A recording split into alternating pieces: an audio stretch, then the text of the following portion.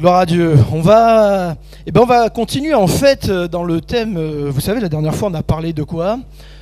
On a parlé de Ruth, effectivement. Et en fait, on va continuer sur le livre de Ruth parce que le livre de Ruth, à Pâques, il y a moyen d'en parler. En fait, souvent, il faut savoir que dans le judaïsme, chez les juifs, dans la tradition juive, le livre de Ruth, généralement, il est lu plutôt à Sukkot, il me semble. Non, Sukkot ou Shavuot. Ah bah là, il me faut ma chérie. Non, je sais plus. Non, je crois que c'est Shavuot, c'est Pentecôte, quoi. C'est là, généralement, qu'on lit le livre. Bon, c'est un peu plus tard, Pentecôte. Là, pour l'instant, on n'est que à Pâques. Mais vous allez voir qu'il y a des choses qui peuvent nous encourager. Je vous rappelle ce que je disais la dernière fois, quand je parlais du livre de Ruth. C'est vrai qu'il y a une belle histoire d'amour qui est très, très, très sympa, qu'on pourrait en faire un film, un Disney, si vous voulez. Quoique les Disney d'aujourd'hui sont un peu spéciaux. Mais même plus que ça, ce qui est déjà très bien, cette belle histoire, mais il y a un côté prophétique. Il y a tout un aspect prophétique dans le livre de Ruth. Et la dernière fois, on avait parlé de ce qui se passait au début, de Elimelech et Naomi, qui étaient partis loin de Dieu, qui étaient partis en pays ennemi, en terre étrangère, à Moab, qui avait essayé de fuir quelque part le jugement de Dieu, qui s'était éloigné de lui. Et puis bon, on sait comment ça s'est passé. Et en fait, là, on va passer aujourd'hui directement à la fin du livre, pour pouvoir voir ensemble ce que la Bible peut nous enseigner ce matin. Ruth, le personnage de Ruth, le nom Ruth veut dire celle qui s'attache. Celle qui s'attache ou la fidèle. Et on le voit qu'à un moment donné, elle va s'attacher à Naomi. Quand Naomi va proposer à elle et à son autre belle-fille Orpa de repartir chez elle, Ruth va décider de s'attacher à sa belle-mère Naomi. Et Ruth, en fait, et ça, j'y reviendrai dans un autre message, Ruth, elle représente en quelque sorte les nations. Parce que Ruth, elle n'est pas israélite, hein. Je vous rappelle qu'elle est moabite. Et Ruth, elle représente les nations, les non-juifs, nous, quoi, en fait, qui s'attachent à Dieu, qui s'attachent au Dieu d'Israël, qui s'attachent au peuple d'Israël aussi, représenté par Naomi. Mais comme je l'ai dit, j'y reviendrai. Aujourd'hui, c'est Pâques. Et vous savez ce qu'on célèbre dans la Pâques ? Les œufs en chocolat, les lapins, les poules. Non. Alors c'est très bon à manger tout ça. Mais avant tout, la Pâques, on se rappelle que c'est la fête, un repas, une fête qui a été instituée avant que les Hébreux sortent d'Égypte.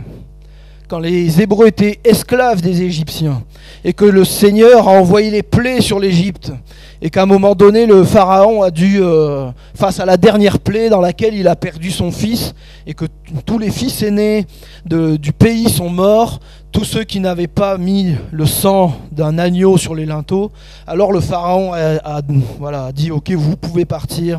Et dans cette nuit, dans cette soirée où on se préparait à partir, on a fait ce repas de Pâques qui était composé de cet agneau qui a été sacrifié, de pain sans levain parce qu'on n'avait pas le temps d'attendre que le pain se lève, et puis d'herbe amère. Et puis voilà, vous savez, il y a toute une symbolique dans toutes ces choses après qui ont été développées dans le judaïsme avec tout le séder, avec tous les éléments qui représentent l'amertume des Hébreux dans l'esclavage, l'eau salée qui représente les larmes qu'ils ont versées, et puis etc.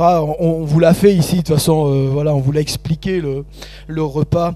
Mais là, vraiment, ce qui est important, peut-être le plus important de tout, c'est cette image de l'agneau qui a été sacrifié et dont on a pris le sang et qu'on a mis sur les linteaux. Vous vous rappelez, je vous avais fait avec les bouts de bois, là, les linteaux de la porte, les poteaux plus le linteau, ce que ça donnait une fois qu'on réunit tous ensemble. Ça nous rappelle la croix. Alléluia. La croix, ce moment de la croix où l'agneau, Jésus qui est l'agneau sans péché, celui qui est venu pour pardonner nos péchés, est venu et a été sacrifié pour nous, pour que la condamnation de Dieu puisse passer au-dessus de nous. C'est ce que veut dire le mot Pessar, hein, Pâques, ça vient de l'hébreu Pessar, qui veut dire passer par-dessus. C'est ce qui s'est passé, hein, pour ceux qui avaient le sang sur les linteaux, la mort est passée par-dessus et ne les a pas atteints. Et c'est ce que Jésus fait pour nous encore ce matin, amen. Parce qu'on lui a donné, c'est notre vie, et si vous ne l'avez pas fait, déjà je vous encourage à le faire, pour que cette mort spirituelle puisse passer au-dessus. Alléluia.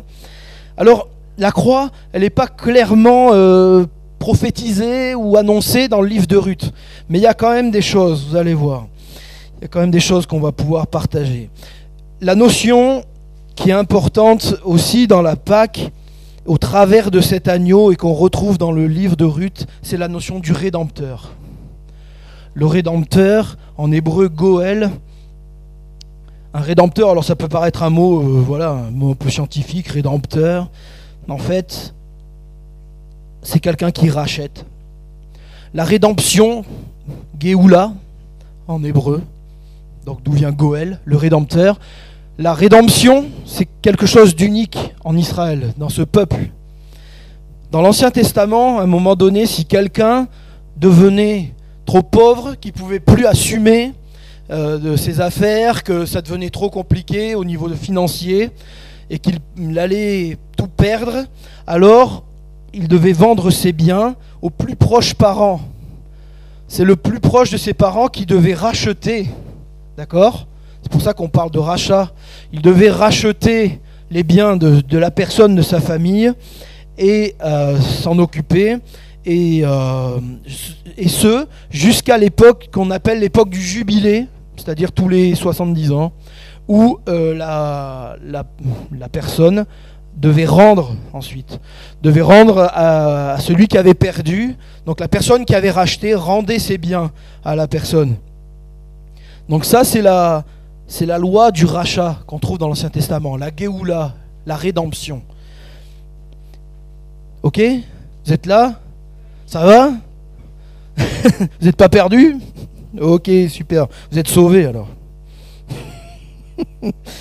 Amen.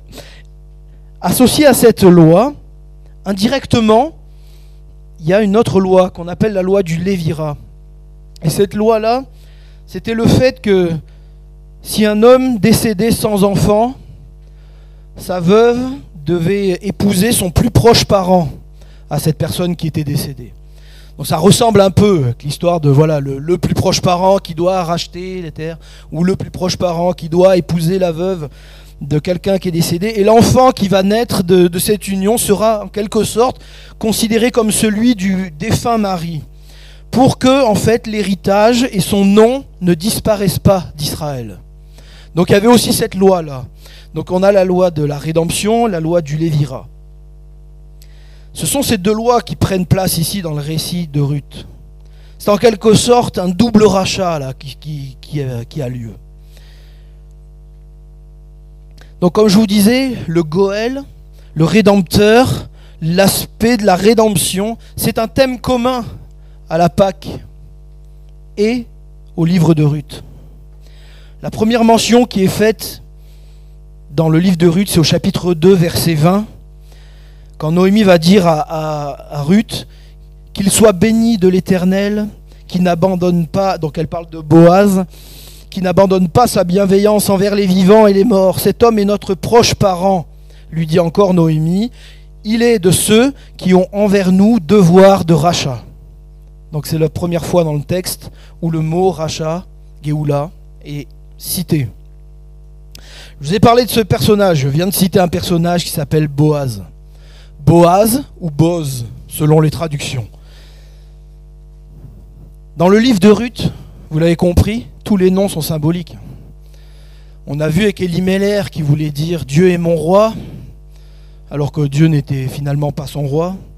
Naomi qui est la douce, ma tendre, qui à un moment donné dans sa difficulté va dire « Appelez-moi Mara », qui veut dire amère, triste. On a dit que Ruth, ça voulait dire celle qui s'attache, celle qui est fidèle. Et Boaz, ça veut dire en lui est la force, en lui est la puissance, le pouvoir. C'est fort, hein ? Alors ça représente qui, Boaz? Oh bah j'entends des réponses. Mais tout le monde chuchote. Non mais allez-y. Hein. En qui est la puissance, la force, le pouvoir? Alléluia, en Jésus. Amen. Boaz est une figure de Christ. Dans ce texte-là, vraiment, au travers de son nom, et on va le voir aussi au travers de son action, Boaz est on appelle ça une typologie, ou une figure de Christ, de Jésus-Christ. Alléluia. Ce qui est abordé dans ce livre de Ruth, en fait concerne la rédemption, et même si il y a un aspect collectif qui est présent, clairement, puisque Jésus a donné sa vie pour tous, pour chacun d'entre nous, pour toute l'humanité. Alors on va se placer surtout là sur un plan personnel. Au travers de chacun personnellement face à cela. On voit ça notamment dans l'histoire de Boaz et Ruth. En fait, il y a comme dans cet épisode qu'on va voir ensemble, il y a comme un combat qui prend place. Il y a comme un combat qui prend place sur la vie de Ruth notamment, et de Naomi même aussi derrière. Et c'est l'image de ce combat qui prend place sur chacune de nos vies, qui prend place sur ta vie, sur la mienne. Il y a un combat dans les lieux célestes, un combat spirituel. La première chose qu'on va voir ensemble, qu'on peut aborder, on va lire donc dans Ruth, c'est chapitre 3, versets 12 et 13, et ensuite chapitre 4, versets 1 à 4. On va se concentrer essentiellement sur le chapitre 4, mais il y a des éléments un peu aussi dans le chapitre 3. Chapitre 3, versets 12 et 13. Maintenant, il est vrai, dit Boaz, que j'ai devoir de rachat, mais il en existe un autre plus proche que moi. Passe ici la nuit. Au matin, s'il veut s'acquitter de son devoir de rachat envers toi, c'est bien qu'il s'en acquitte. Mais s'il ne lui plaît pas de s'en acquitter envers toi, moi je m'en acquitterai envers toi. L'Éternel est vivant. Reste couché jusqu'au matin. Et chapitre 4, versets 1 à 4. Boaz était monté à la porte et s'y était assis. Or voici, celui qui avait devoir de rachat et dont Boaz avait parlé vint à passer. Boaz lui dit, approche-toi, assieds-toi ici, toi un tel. Il s'approcha et s'assit. Boaz prit alors 10 hommes parmi les anciens de la ville et dit, asseyez-vous ici. Et ils s'assirent.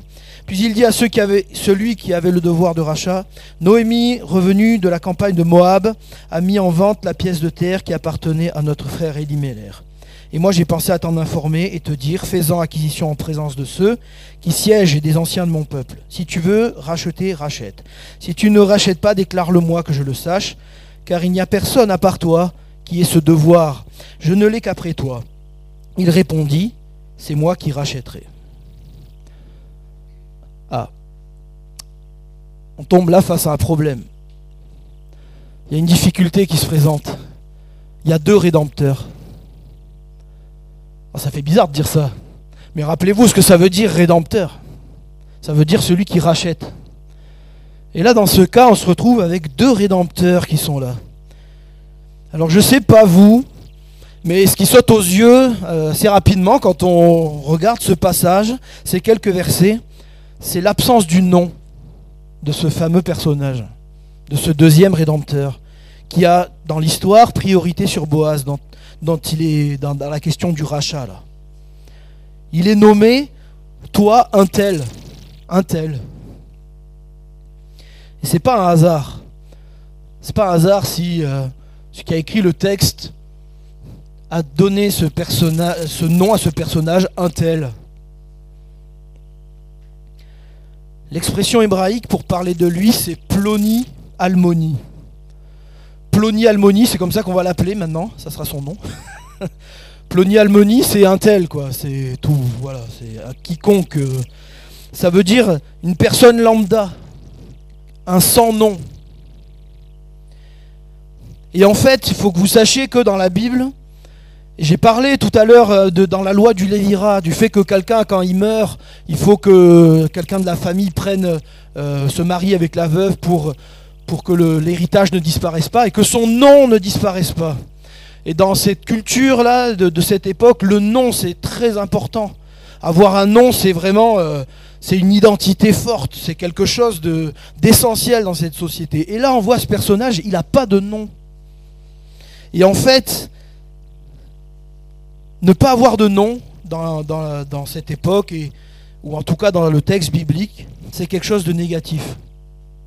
C'est quelque chose de négatif, c'est un symbole quelque part de malédiction, une référence à quelque chose qui est lié au monde du péché, au monde du diable, de l'adversaire. Et on voit ici dans ce texte que ce Ploni Almoni, ce un tel, possède des droits. C'est lui qui a le droit de rachat. Et effectivement, la Bible nous montre que l'adversaire, avec le péché, a des droits sur nous. Ah. Romains 7, 14. Nous savons, en effet, que la loi est spirituelle, mais moi, je suis charnel, vendu au péché. Vendu au péché. Si je suis vendu à quelque chose ou à quelqu'un, ça veut dire que je suis son esclave. On est d'accord avec ça? Dans l'esclavage, c'est comme ça que ça se passe. Quelqu'un qui était vendu, une personne qui était vendue à quelqu'un, elle était son esclave. Ce qui veut dire que dans ces époques-là, dans ces circonstances-là, le maître, celui qui avait acheté l'esclave, avait des droits sur cet esclave. Alors nous, évidemment, voilà, de nos jours, on dira, ah ouais, on s'offusque contre ça, hein, et on a raison. Mais il y a une réalité qui est là. Il y a une réalité qui est là. Nous sommes vendus au péché.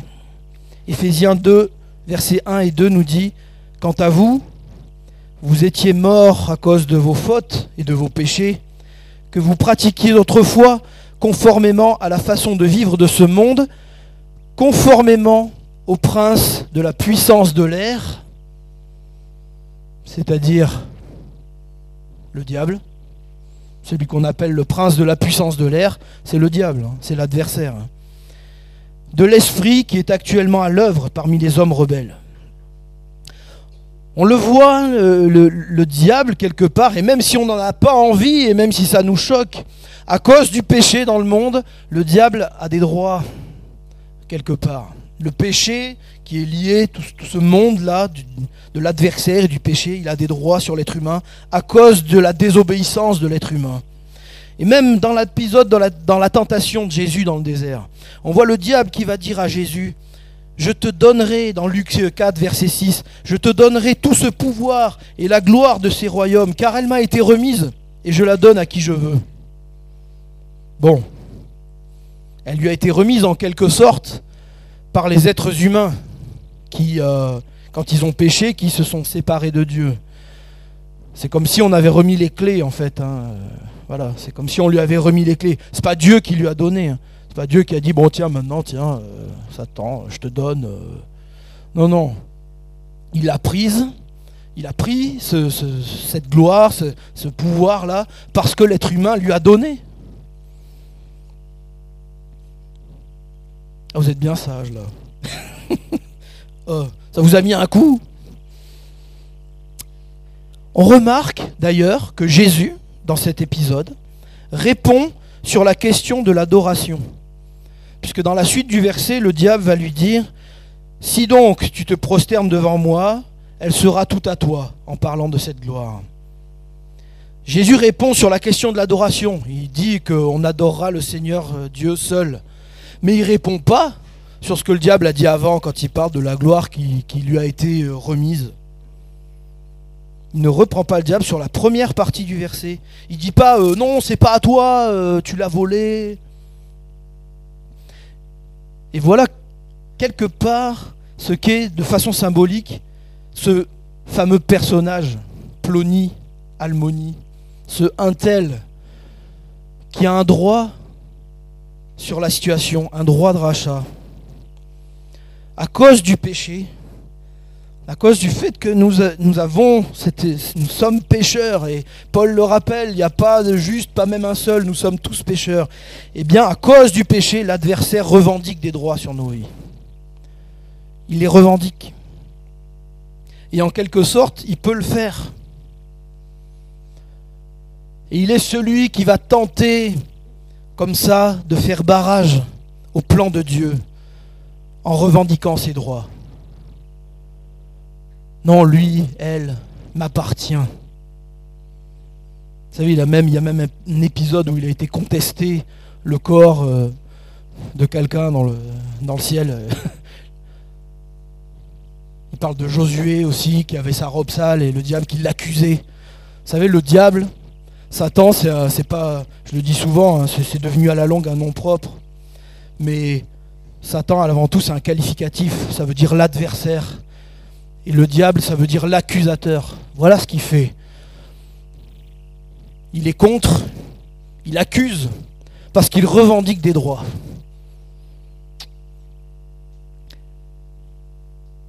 Il revendique des droits. Et l'adversaire peut avoir du pouvoir dans nos vies. C'est pas ma prière pour nous, chacun d'entre nous ce matin, c'est que l'adversaire n'ait plus de pouvoir dans nos vies. Alléluia. Que le péché n'ait plus de pouvoir dans nos vies. Mais il y a des fois, et certains peuvent traverser des choses où, notamment, si je prends un exemple, l'exemple des addictions.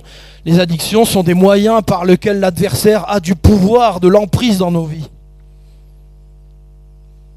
Et au travers des choses comme ça, l'adversaire va revendiquer des choses.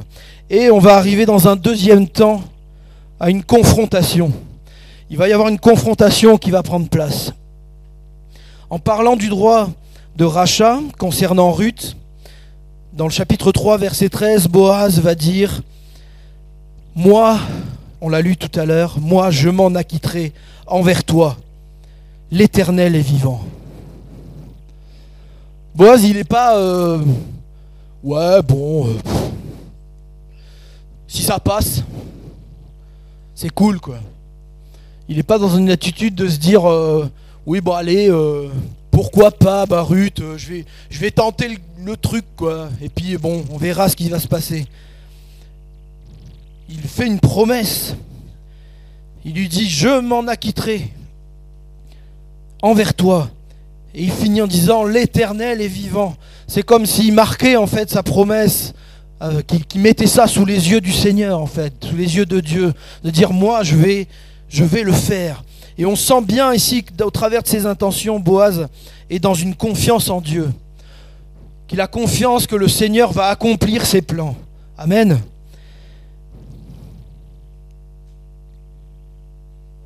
Et c'est pour vous aussi, c'est pour nous. Nous sommes invités au travers de cette attitude de Boaz à croire, plus que croire, à vraiment faire nôtre ce fait que il y a ce Rédempteur qui est là et qui en veut, qui veut nous arracher de la main de l'adversaire. Alléluia. Au chapitre 4, verset 4, il va dire, et on est assez étonné, il va dire à ce Ploni-Almoni, si tu veux racheter, rachète. Si tu ne rachètes pas, déclare-le-moi que je sache, car il n'y a personne à part toi qui ait ce devoir. Je ne l'ai qu'après toi. Et il répondit, c'est moi qui rachèterai. Mais il rajoute au verset 5, le jour où tu acquerras le champ de la main de Naomi, tu l'acquerras en même temps de Ruth, la Moabite, femme du défunt, pour maintenir le nom du défunt sur son héritage. Et là, encore une fois, on sent que Boaz, il est vraiment dans cette confiance en Dieu, parce qu'il n'a pas peur de dire toute la vérité. Il n'a pas peur il commence pas à cacher des choses. Il commence pas à magouiller, à feinter, à lui parler du champ, des terrains, mais pas trop de la femme, voilà. Non, il lui dit clairement les choses. Il n'essaye pas de trouver des arguments tordus, biaisés. Et il y a donc maintenant cet affrontement qui prend place. Une confrontation quelque part entre deux puissances. On a Boaz, vous vous rappelez ce que veut dire son nom, la force, la puissance, le pouvoir, qui est l'image de Jésus. Jésus le Sauveur, le Messie, face à Ploni Almoni, le rien, le sans nom, représentant le diable et le péché. Et cette confrontation, je vous ai dit dans ce texte, il n'y a pas clairement là quelque chose qui va nous faire penser directement à la croix, mais en fait, la croix est là bien présente, justement dans cette confrontation qui prend place là. La confrontation que ce combat spirituel, et je vous en ai parlé il y a quelque temps, j'avais prêché là-dessus, on voit qu'il commence vraiment à prendre une intensité autre au jardin de Gethsémané. Vous vous souvenez ce qui se passe au jardin de Gethsémané, où Jésus entre dans une lutte, où il sait que bientôt, voilà, il va devoir donner sa vie, il va devoir porter le péché de l'humanité, le péché de chacun d'entre nous, de tout ce qu'on a fait de plus affreux, sale et pire, de tout le plus mauvais côté qu'on peut avoir, de toute l'humanité. Jésus, il va devoir porter tout ça sur lui. Et il rentre dans ce combat, dans ce jardin, où il demande à Dieu d'éloigner, si Dieu pouvait éloigner cette coupe de lui, et Dieu lui répond pas d'ailleurs, puisque c'est Jésus dans la même prière qui dit non pas ma volonté, mais la tienne, Seigneur. Et on sait que dans ce combat, et c'est tellement dur qu'il va même en transpirer des grumeaux de sang, et ensuite il va être arrêté. Et ensuite, il va être emmené dans un faux procès. Il va subir vous le connaissez, l'histoire, et on la rappelle parce que c'est Pâques. Et il va subir ce procès biaisé. Et il va subir tous ces outrages qu'on connaît. On va lui cracher dessus, on va le frapper à plusieurs reprises, le couronner avec une couronne d'épines, lui mettre un manteau, le fouetter, et puis finalement l'emmener pour être crucifié en dehors de Jérusalem. Dans ce moment terrible où sur la croix, Jésus va être là suspendu entre ciel et terre, en train de subir le châtiment que nous on mérite, et où Jésus va crier « Mon Père, pourquoi m'as-tu abandonné ?» Parce que couvert de notre péché, qu'en quelque sorte, c'est comme si Dieu, son Père, avait détourné les regards de lui. Et Jésus est mort avec nos péchés. Et il est ressuscité. Alléluia. Gloire à Dieu. Le fait que cet épisode, vous l'avez entendu, se passe à la porte de la ville, l'épisode avec Boaz, quand il confronte Ploni Almoni avec les anciens, ça se passe à la porte de la ville. Et ça aussi c'est très parlant, c'est très symbolique. Il nous rappelle que, notamment que comme Boaz a été le rédempteur de Naomi et de Ruth à la porte de la ville, donc en dehors des murs, Jésus a été crucifié en dehors de la ville. C'est dit dans Jean chapitre 19 verset 17, Jésus portant sa croix sortit de la ville pour aller vers l'endroit appelé le crâne, qui se dit en hébreu Golgotha. Le Golgotha, c'est un lieu qui est encore débattu par les archéologues par rapport à sa localisation précise, mais tous les spécialistes sont d'accord de dire que c'était juste à côté d'un lieu de fort passage. Parce que quand les Romains crucifiaient quelqu'un, ils ne le crucifiaient pas dans un coin en secret, ils le crucifiaient pour que tout le monde le voie, pour passer l'envie aux gens d'aller se rebeller ou de faire des choses. Donc les crucifixions, ça se faisait à un endroit où il y avait beaucoup de gens qui pouvaient regarder. Et donc probablement près d'une porte de Jérusalem, c'est là que se trouvait le Golgotha, pour que les gens puissent voir et avoir peur de ça. Et on a au travers de cette histoire de Boaz qui confronte ce sans nom à la porte de la ville. Ce qui nous montre encore le côté prophétique du livre de Ruth. Et on avance dans le chapitre 4, versets 6 et 8. Et là, nous allons assister à la défaite de l'adversaire. Alléluia. Amen. Oh, il n'y a pas eu beaucoup d'amen. Hein. Non, que l'adversaire soit défait, ça vous dit rien. Yes. Alléluia. Celui qui avait le devoir de rachat répondit, verset 6, « Je ne peux pas racheter pour mon compte, de peur de détruire mon héritage. Rachète pour toi ce que j'ai le devoir de racheter, car je ne peux pas racheter. Dans cette histoire-là de Boaz avec Ruth, cette histoire de rachat, ce fameux Ploni Almoni se retrouve coincé. Il se retrouve coincé et en fait on le voit au travers de ce qu'il dit, de sa décision, des paroles qu'il dit. En fait il nous montre, il révèle son cœur, il révèle vraiment qui il est. Il révèle en fait qu'il n'est intéressé que par lui-même. Il a peur de perdre ce qu'il a. Il dit de peur de détruire mon héritage. Parce que ça, épouser Ruth, ça signifiait devoir faire un enfant avec elle et disperser, et que l'héritage parte aussi de ce côté. Et lui, il veut pas. Il a peur de perdre ce qu'il a. Il veut pas entrer dans le plan de Dieu. Il abandonne. Bonne nouvelle pour nous, mes chers amis. Face au plan de Dieu, l'adversaire se retrouvera toujours coincé. Alléluia. Amen.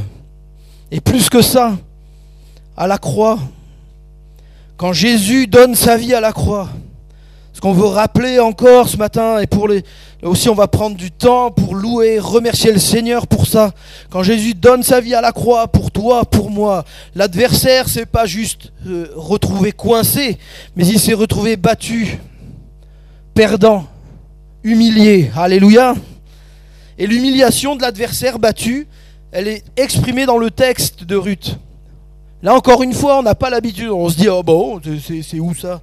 Mais en fait, dans le verset 7 et 8, il y a une information très importante. C'est écrit, autrefois en Israël, pour valider une affaire quelconque relative à un achat ou un échange, on ôtait sa sandale et la donnait à l'autre. Et cela servait d'attestation en Israël. Celui qui avait le devoir de rachat dit donc à Boaz, fais l'acquisition pour ton compte, et il ôta sa sandale. Ce que peu de monde sait et qu'on oublie, ou qu'on oublie souvent, c'est qu'en fait, dans ce cas précis du rachat de Ruth, là, et dans le cas de ce que je vous ai appelé tout à l'heure la loi du Lévira, le fait d'ôter sa sandale et de la donner, c'est-à-dire de refuser en quelque sorte ce qui avait été demandé dans la loi, c'est un geste de honte. Et oui, puisqu'on refuse ce que la loi demande, ce que Dieu demandait dans sa loi. C'est le livre du Deutéronome qui nous en parle.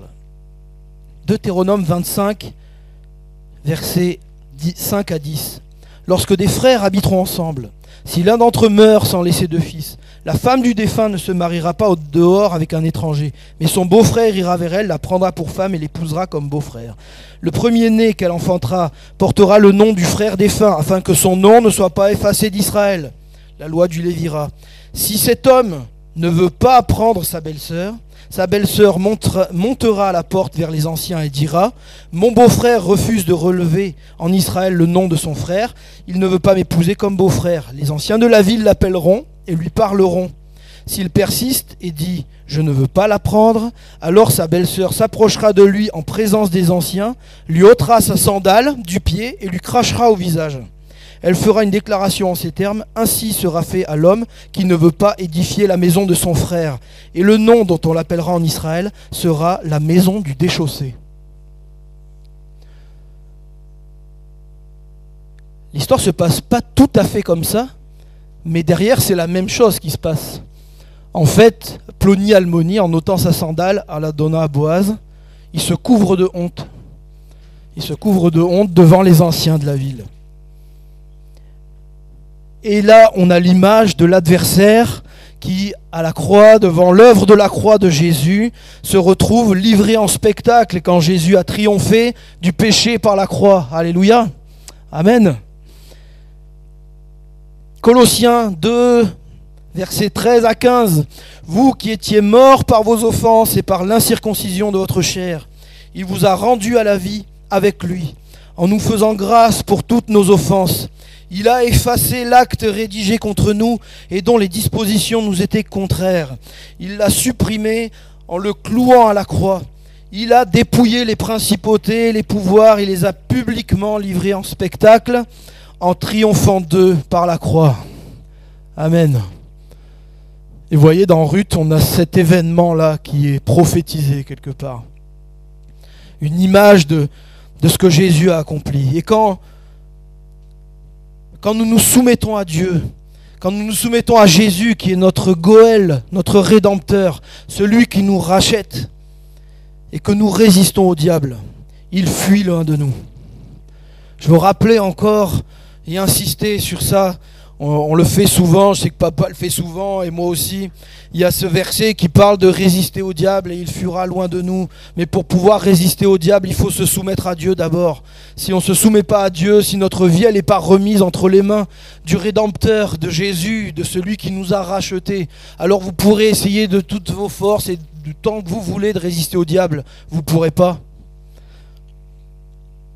Je vous l'ai dit, voilà, le diable il a quand même une certaine puissance, un certain pouvoir. Et si nos vies ne sont pas dans les mains de notre Sauveur et Seigneur, alors on ne peut pas échapper. Et alors je veux continuer avec, non seulement on peut parler de défaite de l'adversaire, mais on peut parler aussi de la victoire du Rédempteur. Alléluia. Versets 9 à 12, alors Boaz dit aux anciens, à tout le peuple, « Vous êtes témoins aujourd'hui que j'ai acquis de la main de Naomi, de tout ce qui appartenait à Elimelech, à Kilion et Malchon, et que je me suis également acquis pour femme Ruth, la Moabite, femme de Malchon, pour maintenir le nom du défunt sur son héritage, et pour que le nom du défunt ne soit pas retranché d'entre ses frères et de la porte de sa ville. Vous en êtes témoins aujourd'hui. » Tout le peuple était à la porte, et les anciens dirent, « Nous en sommes témoins. » Amen. Puisque Ploni-Almoni a renoncé à ses droits, qu'il a perdu ses droits, Boaz proclame devant témoins que ses droits lui reviennent. Amen. Toujours penser à l'image de Jésus qui est derrière l'image de Boaz. Jésus, à sa victoire à la croix, quand nous remettons nos cœurs et nos vies, les droits sur nos vies lui reviennent. Amen. Ils sortent de la griffe du diable pour revenir à notre Seigneur.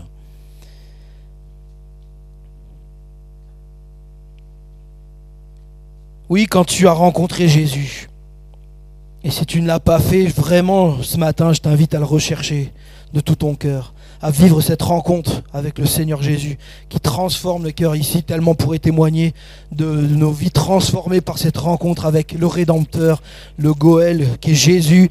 Quand tu lui as demandé de devenir ton Rédempteur, celui qui te rachète, alors l'adversaire n'a plus de pouvoir sur ta vie.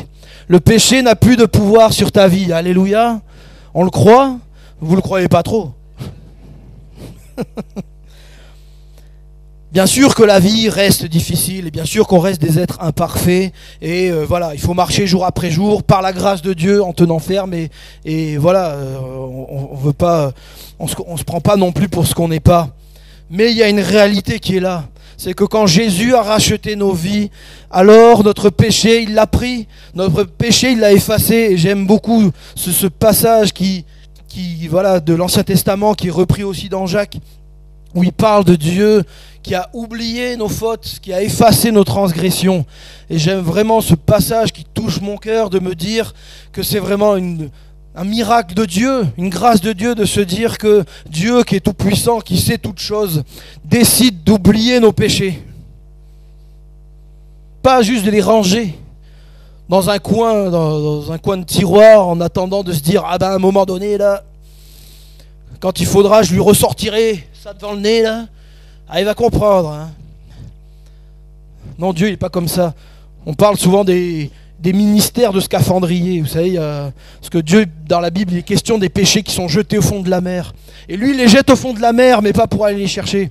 Par contre, des fois, il y a des gens, eux, ils pensent avoir un ministère de scaphandrier, c'est-à-dire d'aller chercher les choses au fond de la mer pour aller les ramener aux gens, pour leur dire, ah, t'as vu, t'as fait... Ne soyons pas des ministères de scaphandrier. Alléluia. Dieu oublie nos fautes et nos transgressions. Quelle grâce. La victoire de notre Rédempteur. Donne toute ta vie à Jésus. Donne toute ta vie à Jésus, comme ça l'adversaire n'aura rien à réclamer. Il n'y aura pas un domaine sur lequel il pourra réclamer quelque chose. pour que l'adversaire n'ait plus de pouvoir sur ta vie. Donnons tout à Jésus.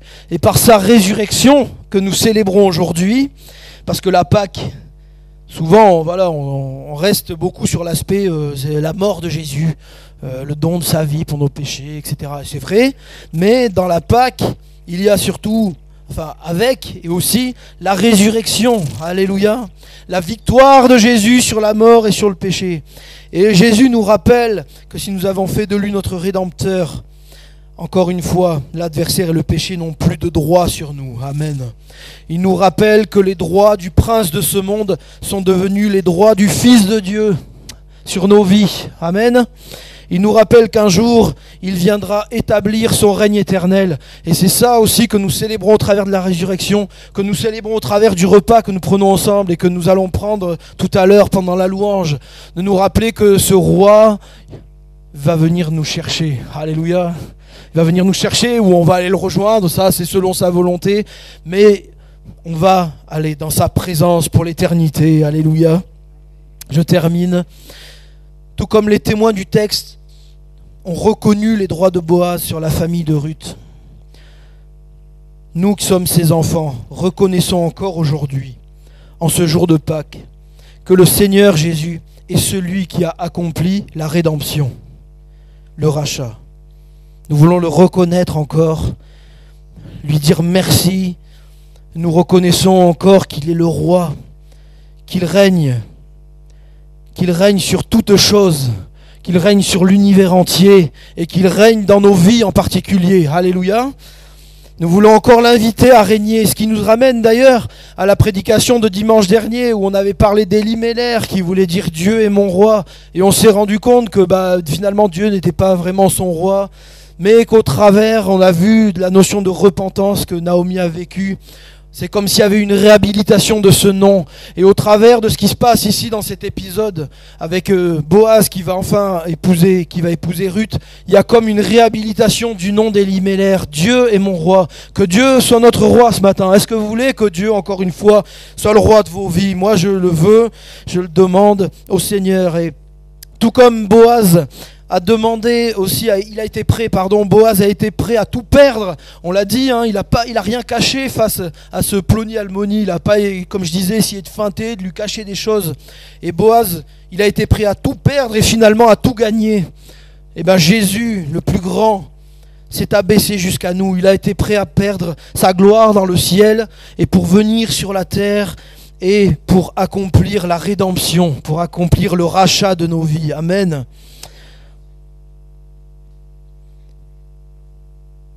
Jésus s'est abaissé jusqu'à nous au travers d'une apparente défaite aux yeux humains. Aux yeux de l'homme, la croix, c'était la défaite. Mais en fait, il était en train de remporter la plus grande des victoires. Alléluia. Celle qui nous ouvre le ciel. Celle qui nous permet d'être à nouveau en communion avec Dieu.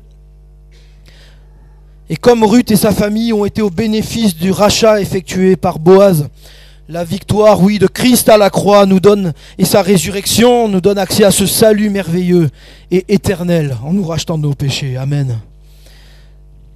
Aujourd'hui, si tu ne l'as pas encore choisi, Jésus veut être ton Rédempteur. Il veut être ton Goël. Il veut te racheter. Il a payé le prix pour ça.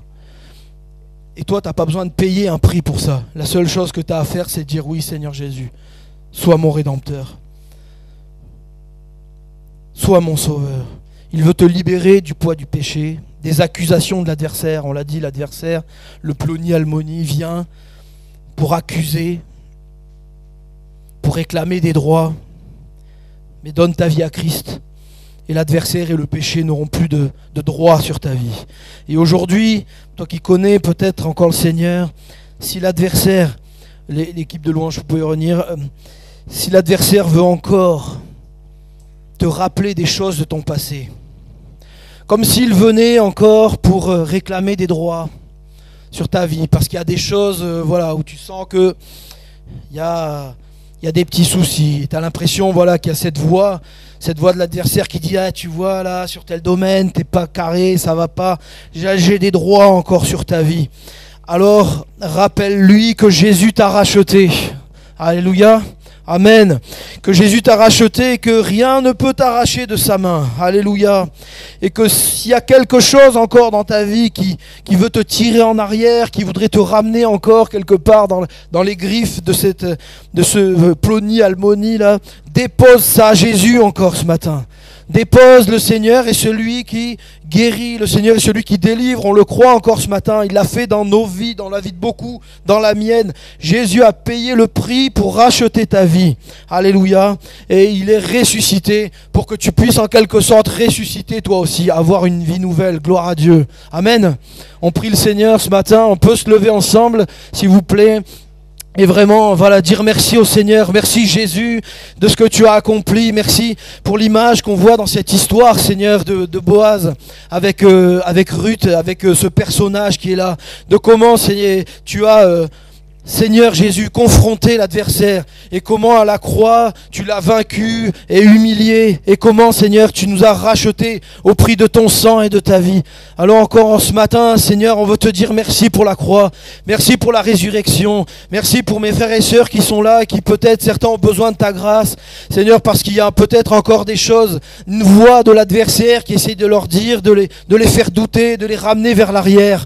Mais Seigneur, dans le nom de Jésus, nous demandons à cette voix de se taire et que ta voix, Seigneur, prenne la place de dire oui, mon fils, ma fille, je t'ai racheté par mon sang précieux que j'ai donné pour toi. Merci Jésus, merci de ce jour qu'on se rappelle encore cet événement si extraordinaire où tu as, Seigneur, brisé la puissance de la mort, Seigneur Jésus, brisé la puissance du péché.